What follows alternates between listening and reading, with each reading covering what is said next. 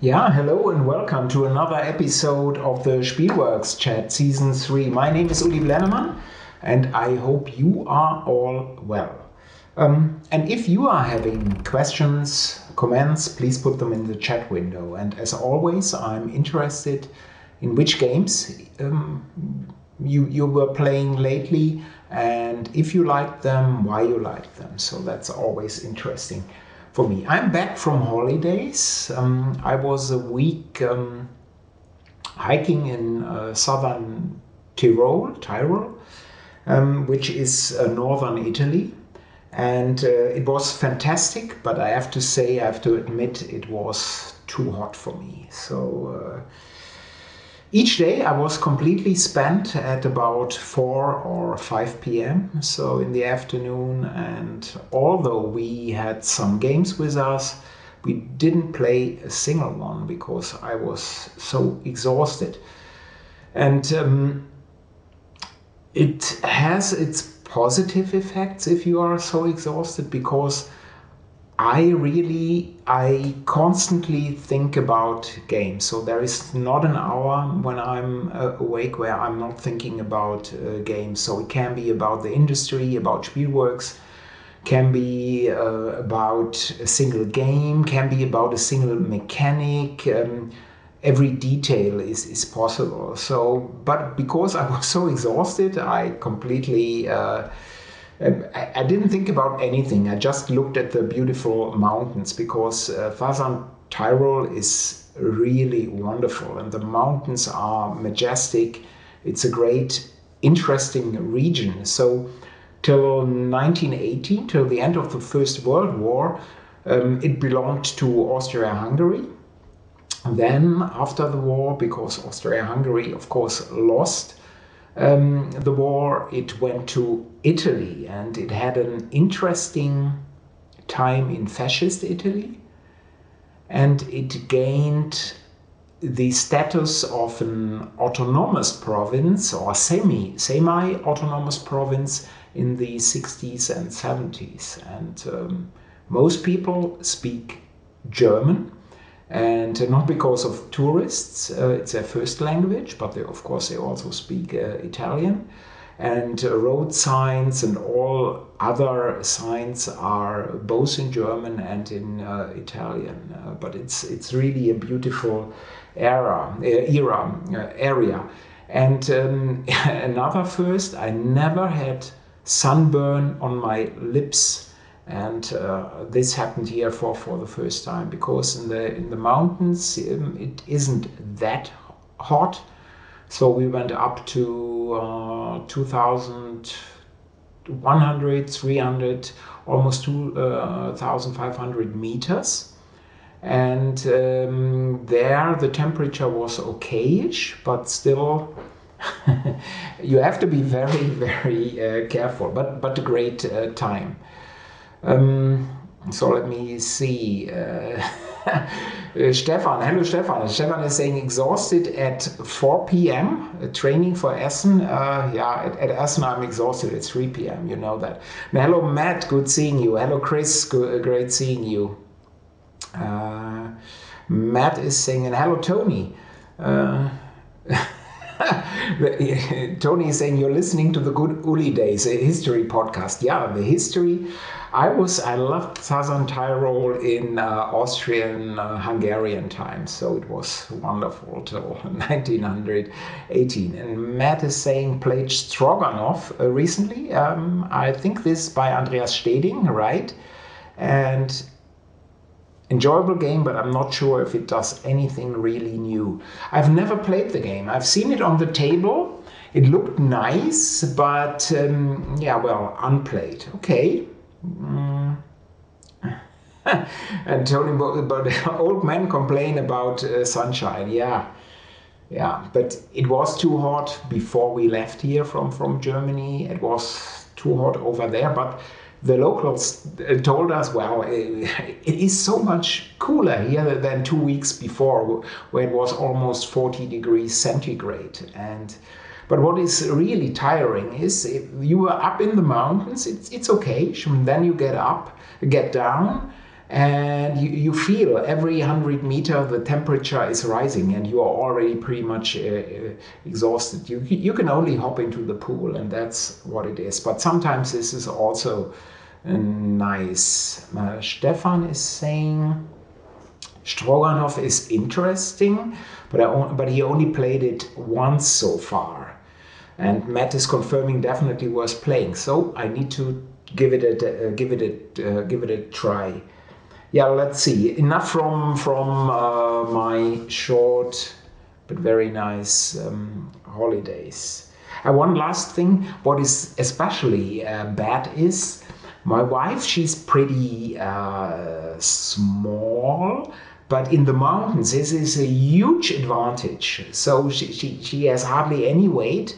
So you see, with every 100 meters above, it's still easy for her, and for me, it's old man and no training, no nothing, just being old. And yeah. Well, let's dive into some Spielworxx news. So the Uwe Rosenberg's Oranienburger Canal, the pledge manager is live, but it will close on September 30. So you have one full more month, then it will close. And if you are interested in the game, please take a look at GameFound. It's at the GameFound platform, Oranienburger Canal. The German edition of John Company, second edition by Cole Worley, is available for pre-order at my website till next Sunday, so till September 4, I think. And this is a huge game, a beautiful game, a special game, a different game, and the localization effort is also very special. So it's big. Large rules booklet, solo rules booklet, a ton of cards, and everything needs to be translated. But I think it's worthwhile, this game. And Daniel Newman's London Necropolis Railway will hit European soil this week. And we then have to see how fast it goes through customs. Can be a single day if you're lucky, can be a whole week. But I still think, even if we are a bit unlucky, that we can mail out all pre-order copies before Essen. And at Essen we will have a very small number of copies available, because the game is effectively already sold out. It's just a 1,000 copies print run. The German edition of O's is also on its way. When I know when the game will approximately hit Europe, I will let you know. So that is also done. And hello Matze, good seeing you here. And we hope to have Nick Case Pilgrim also at Spiel at Essen. But this is a much closer race than London Necropolis Railway, but hopefully we'll manage. And a lot depends on how fast it goes through customs. And if the game is at Essen, we will of course demo it over there at the booth, but you can also purchase it if you first want to give it a try. And hello Blue Dane 7. Then the German edition of 4 by Leader Games is available from my website. And 4 is a very compact, small package, but in effect with beautiful artwork by Kyle Farrin. But the game is a great deck builder in my opinion. So full gaming experience, and the game is designed by Grant Rodick. The game 4 will also be available at Essen at my booth. You can right now get it from my website. And the localization of the first expansion of 4, Cats and Dogs, German title Hunde und Katzen, or Katzen and Hunde, is almost finished by Spielworxx, and we will have a pre-order option for this 4 expansion soon. To Essen, we will take also the few remaining copies of Squaring Circle by the wonderful Matt Wolf and the underrated Gam Colonialism. We still have a couple of copies from the second edition of Compass Games, only available in English language. And if you wanna already have the games now, you can get them at the website. So Square and Circleville and Colonialism. By the way, this is the box of Colonialism. So you see, make no mistake, this is not, there are nice European settlers moving over to Africa, Asia, and we are trading. No, this is colonialism. And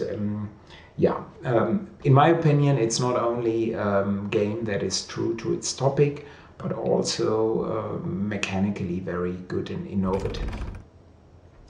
And almost last but not least, Root, the German edition, is still available for pre-ordering at my website.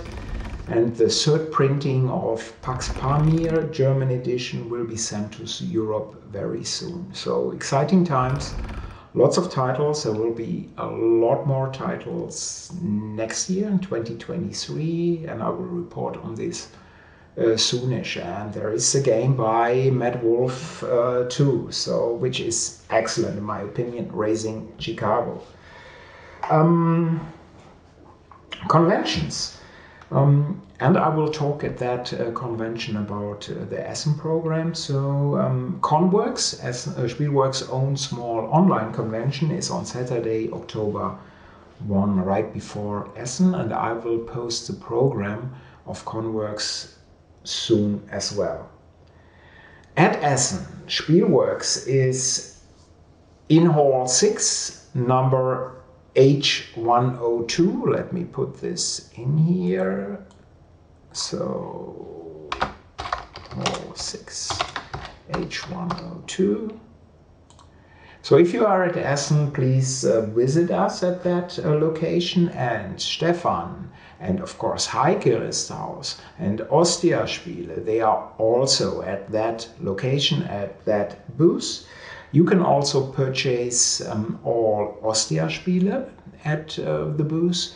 You can demo Ostia games at a special table, so it would be nice meeting you. And most likely we will have presentations of Weimar. There will be a spot for Weimar done by Matthias Kramer himself. And I'm really excited for this one. This is a big, huge game. And we will have two presentations, most probably by Cole Worley.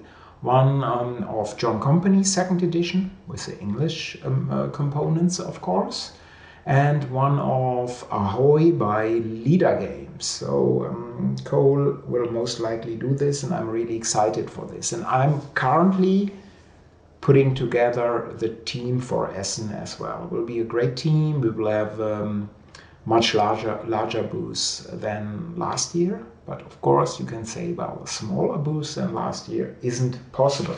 And you're right. But we will have a larger booth, a large convention experience, a good convention experience, hopefully. And Matt is saying, I hear you're handing out free beer at your booth. No. I'm always having a fridge in my cabin, but I hardly have beer because I'm not a beer drinker. I drink beer, but I'm not a beer drinker. But I will have Prosecco, of course. I will have Chardonnay, likely whiskey, but not for everyone. That would be, with all the people attending, as a little bit too costly. Although it could be a marketing idea to do this. Let me think about it. No. And Stefan is confirming, third party at the booth is the fridge, right? The fridge is important. Still speaking about Essen, I love Dominik, I love März Verlag, so that's really wonderful. But I hate this usual hyperbole, because a couple of days ago I saw a tweet of März Verlag where they said, already more than 1,800 new games announced. Yes, sure. I mean, we all know that there are probably way too many board games, way too many new releases, but not 1,800 new games being released at Essen. this is a joke. But the bad thing is that it is repeated over and over by German bloggers and and media people. So I hate to see this. But if they would say, well, 400, 500 new games, this would be still an amazing, huge number. But it's more in line with reality. And probably they count every game for a demo to be released 5 months from now. And of course, if there is a German edition, English edition, French edition, you already have 3 new releases. And but this has to stop, in my opinion, and it's totally unnecessary. And Chris is saying, sounds like Matt is offering to provide the beer to be handed out. Say yes to his kind offer. I'm saying yes. And Matt is saying, if I was attending, I would totally sponsor some beer giveaways. Yeah, right. And I will miss you. So it was so great when we met at Essen for the first time. And hopefully you'll make it in the future again. And Tony, Tony's saying I have 9 games on my Essen shopping list. This is pretty much a realistic a number. And the good thing is, in this hobby, there are games for everyone, from small trick-taking games to huge 6 or 10-hour affairs. Everything is there. But I've just browsed the BGG list for Essen very short in very short time, so not in detail, and there aren't that many games that I'm interested in. But you see, some people, they are coming to Essen to buy very inexpensive games. These are not necessarily the new releases, but you know, if you were at Essen at least once, you can make great bargains at Essen. And so some people have huge lists, but not necessarily just the new releases from this year. Yeah. And hello Ben, good seeing you. Hello to California. Yeah, and Matt is saying maybe next year would be great if you can make it. And I have to applaud the organizers, Merz Verlag, that the mask policy is still in place. So everybody has to wear masks inside. And I think this is a great move. And especially because nobody really knows what the situation will be in early October. So I think this is really great. And still, speaking about conventions, last weekend here in Germany there was Gamescom, which is a huge video games convention, I think the largest one in Europe. And it was at Cologne. And the organizers did cap the total number of attendees, the total number of tickets at 300,000. And first, video games are larger, bigger than board games. Second, the Cologne fairground is not only way more modern than Essen, but it's also larger, way larger.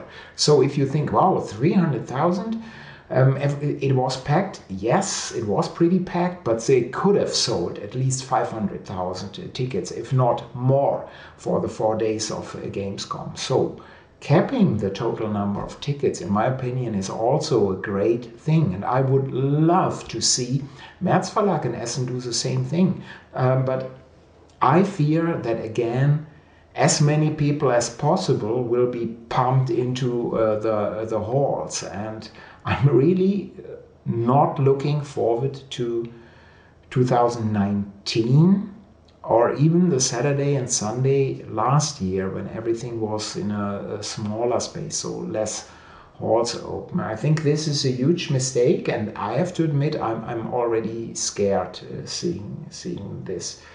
So hopefully the number of tickets will be limited, but I don't think so. Maybe I'm wrong. Hopefully I'm wrong.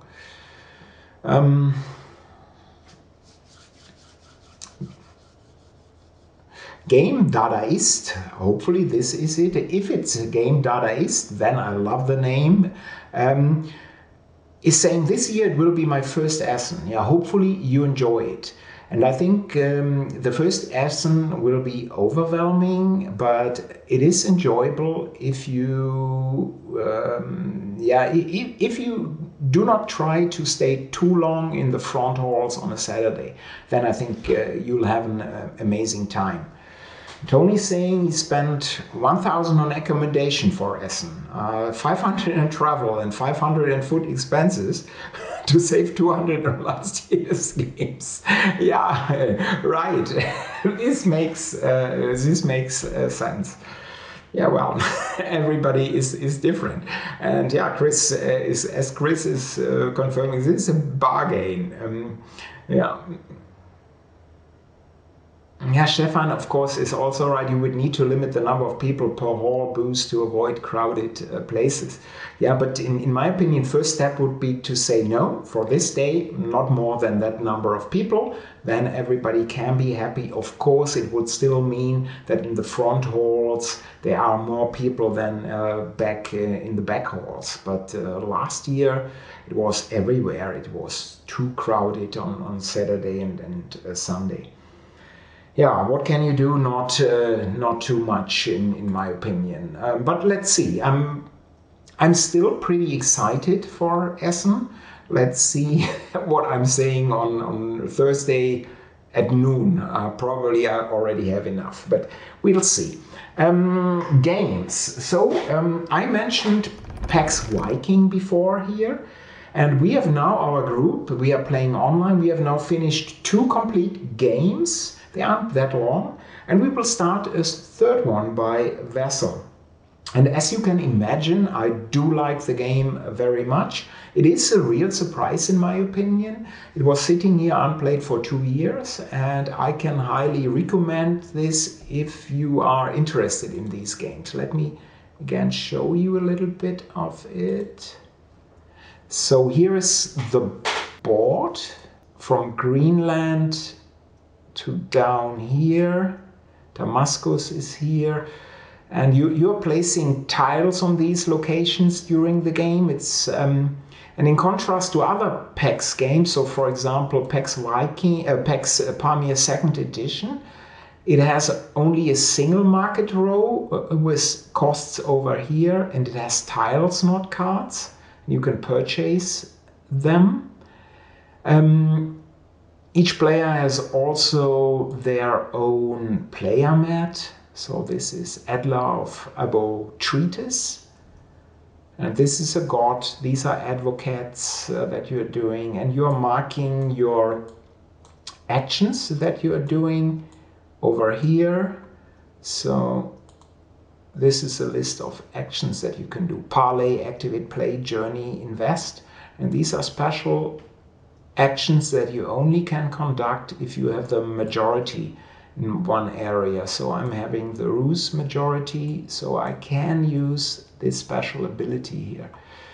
A huge difference to, for example, Pax Pamir is that there is really movement on the board.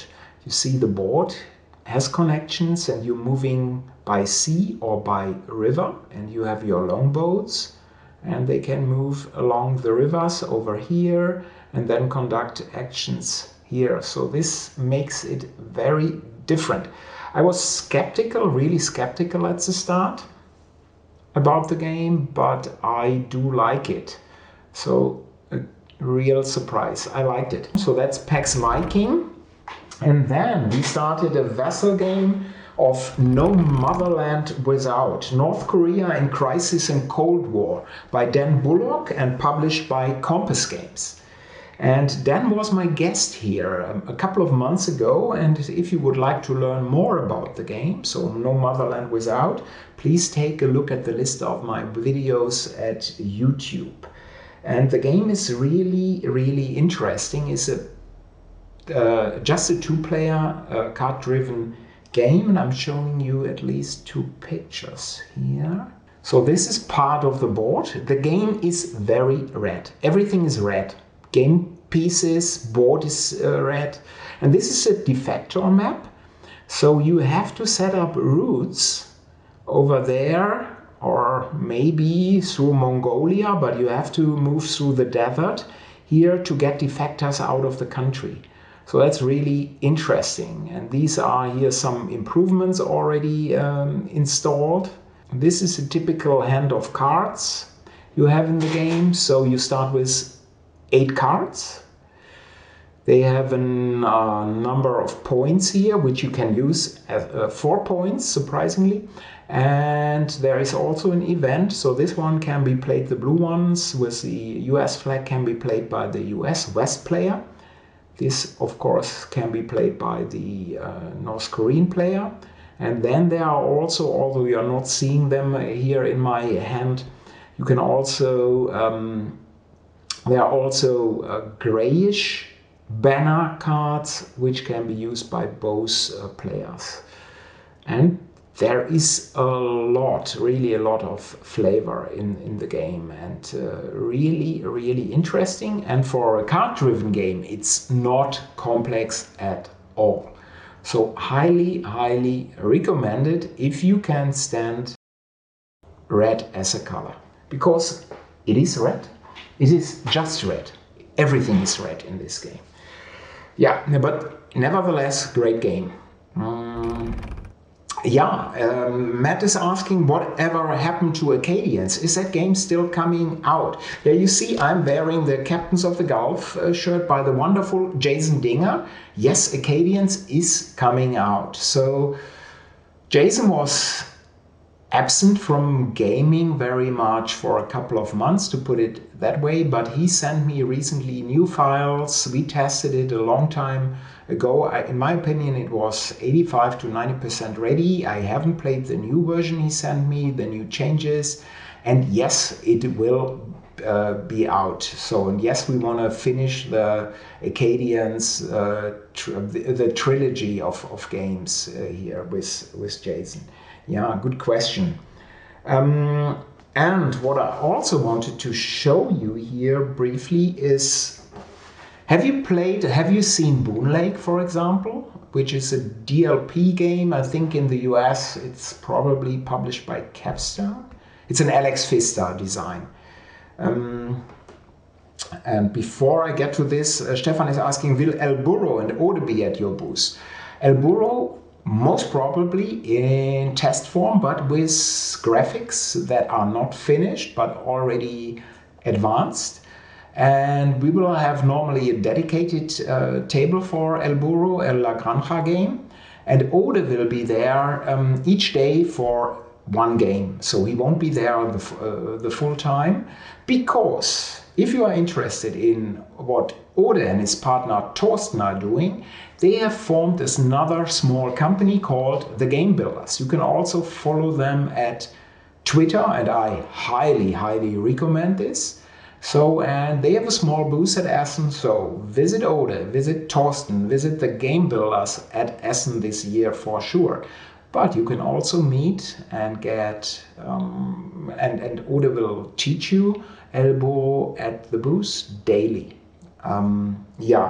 But getting back to Boon Lake, what I wanted to show you is these days, double layer and triple layer gaming mats, player tableaus are all over. And a problem often is, especially in triple layer boards, is that they start warping when they are glued together and then they are shipped, and you have a real problem here. And what Boon Lake, and probably this is not the first, but I'm really impressed by this, is doing nicely is that in the box you have this tableau, but it's actually connected over here. So it's a double tableau. You get it in this way. And on this part, there are punch pieces. So there are pieces you punch out. And some of them, these ones, the top ones, you even use in the game. The other ones you simply throw away. But in this way, you have a full double layered board where you can put in the pieces and nothing will shift around. So it's really nicely done. You can keep it like this, but inside, let me open this. there are also 2 spots for stickers, and down here. So just 2 spots. And 2 stickers. Yes, stickering in board games is not really popular these days, especially if you have 40, 50, 100 stickers. Think of Command and Color series by GMT Games, where, in my opinion, it's better, if you're interested in this series, to buy a used pre-stickered game than to do it all yourself. But here it's just 2 stickers, and then you have a fantastic double layer player board that is not warping at all. So great stuff by DLP Games, by Alex Pfister, or whoever came up with this first. Probably in a different game. I just saw it in Boon Lake, and I like it.